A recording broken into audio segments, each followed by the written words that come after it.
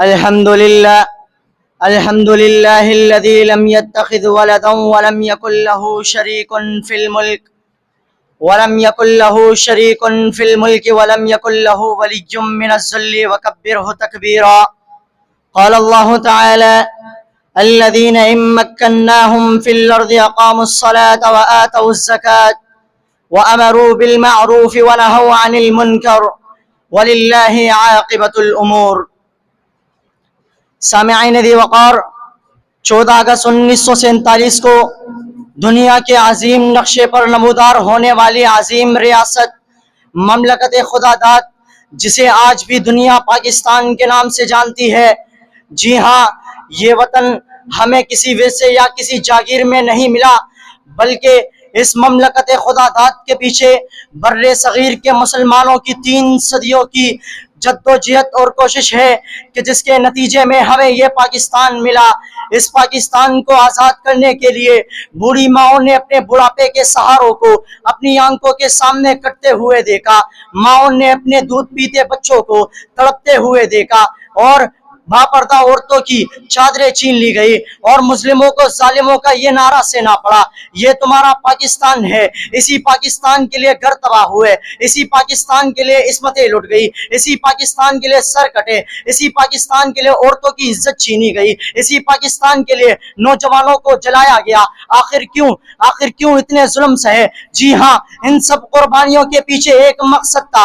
وہ مقصد ایک ایسا اسلامی ریاست قائم کرنا کہ جس پر مسلمان دین اسلام پر عمل کر کے اللہ کی خوشنودی حاصل کر سکے، اور ایک ایسی اسلامی ریاست کا تصور پیدا کر سکے جو اللہ نے بتا دیا.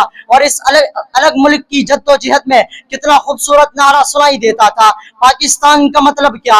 لا الہ الا اللہ محمد الرسول اللہ. مگر افسوس در افسوس، آج مجھے یہ افسوس ہے کہ ہم آزادی کا مقصد بھول چکے ہیں. ہم نے پاکستان کو اللہ اور اس کے رسول کی فرما برداری کے لیے حاصل کیا تھا، اسلام کے مطابق زندگی گزارنے کے لیے حاصل کیا تھا، تاکہ ہم اذان دے سکے، نماز پڑھ سکے، عبادت کر سکے، نیکی کا حکم دے سکے اور برے کاموں سے رو سکے. لیکن افسوس ہے مجھے، آج اذان تو ہوتی ہے، نماز کوئی نہیں پڑھتا. یہ اگست کا مہینہ مسلمانوں کے لیے آزادی کا مہینہ ہے. اس مہینے میں گھروں میں، گلیوں میں، بازاروں میں چراغاں ہوتا ہے، جلسے جلوس ہوتے ہیں، اور مختلف ادارے غیر تنظیمی یہ دن بڑے شوق سے مناتے ہیں. پاکستان کا مطلب کیا؟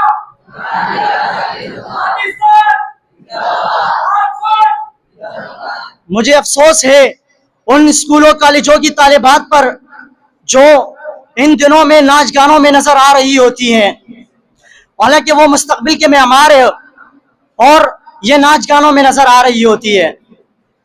آزادی ایک بہت بڑی نعمت ہے میرے بھائیوں.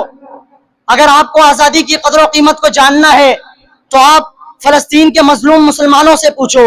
اگر آپ کو آزادی کے قدر و قیمت کو جاننا ہے تو آپ کشمیر کے مظلوم مسلمانوں سے پوچھو. اگر آپ کو آزادی کی قدر و قیمت کو جاننا ہے تو آپ شام کے مظلوم مسلمانوں سے پوچھو. ہمیں چاہیے کہ ہم آزادی ملنے پر اللہ تعالیٰ کا شکر ادا کریں. افسوس ہے مجھے کہ ہمیں پاکستان تو ملا لیکن اللہ کے سامنے کبھی شکر نہیں کیا. ہمیں چاہیے کہ ہم اللہ تعالیٰ کا شکر ادا کریں، کیونکہ اللہ تعالیٰ نے اس 14 اگست کے دن ہمیں ہندوؤں کی غلامی سے آزادی دی. اور ان شہیدوں کے لیے دعا کرنی چاہیے کہ جنہوں نے ہم اتنی قربانیاں دے کر ہمارے لیے پاکستان کو الگ کر دیا. اللہ رب العالمین سے دعا ہے کہ جو کچھ سنا اس پر عمل کرنے کی توفیق عطا فرمائے. آمین. وما علینا الا البلاغ المبین. والسلام علیکم.